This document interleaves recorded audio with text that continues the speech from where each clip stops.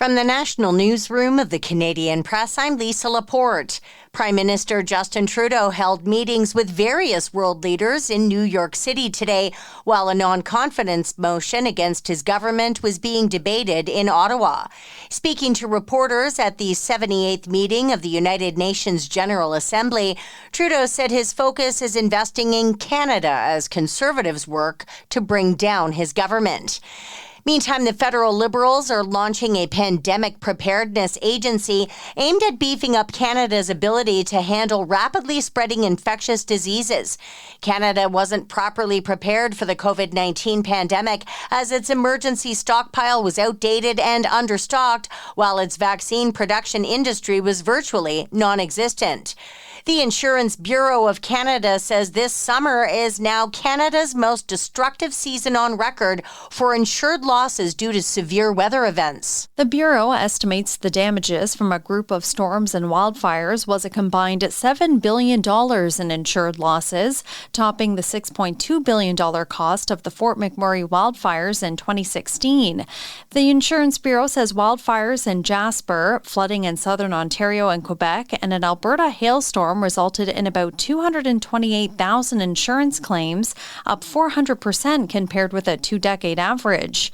The agency is asking provincial and federal governments to respond to climate change as a crisis and to collaborate in reducing disaster risk. Michelle Zadikian, The Canadian Press. The sixth named storm of the 2024 Atlantic hurricane season is expected to take shape in the southern Gulf of Mexico. The White House says President Biden has been briefed on Tropical Storm Helen, and the administration's in touch with officials in the states in the path of the storm. Federal resources and personnel have been pre-positioned. That includes generators, food and water, along with search and rescue and power restoration teams. The president's directed FEMA to deploy teams to Florida and Alabama to work with local emergency response personnel and support their efforts. The White House urges people in the path of the storm to visit ready.gov for tips on how to stay safe and to follow warnings from local officials. Karen Travers, ABC News, the White House. And country music legend Johnny Cash has been honored with a statue at the U.S. Capitol. Each state gets to place two statues in the Capitol, and to replace an earlier lesser-known figure, Arkansas has now sent a bronze sculpture of the Man in Black, eyes cast downward, a guitar on his back. The Air Force Band played Walk the Line, and Johnny Cash's daughter Roseanne spoke. Words cannot come close to expressing our pride to see my dad accorded such a singular privilege. It's the first time a musician statue has been placed in the Capitol's collection. Stephen Portnoy, ABC News, Washington. This is the Canadian Press. In sports, the Toronto Blue Jays play host to the Boston Red Sox tonight in Major League Baseball action.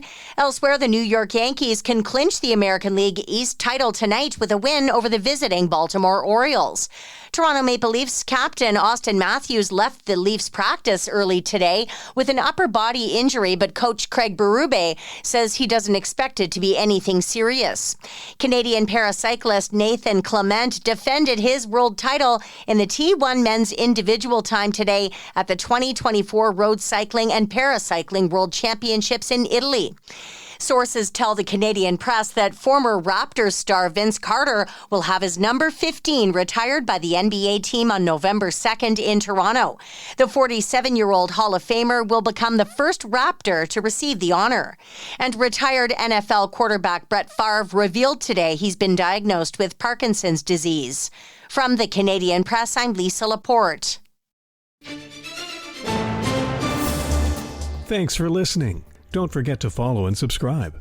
For more of today's top stories, visit thecanadianpressnews.ca.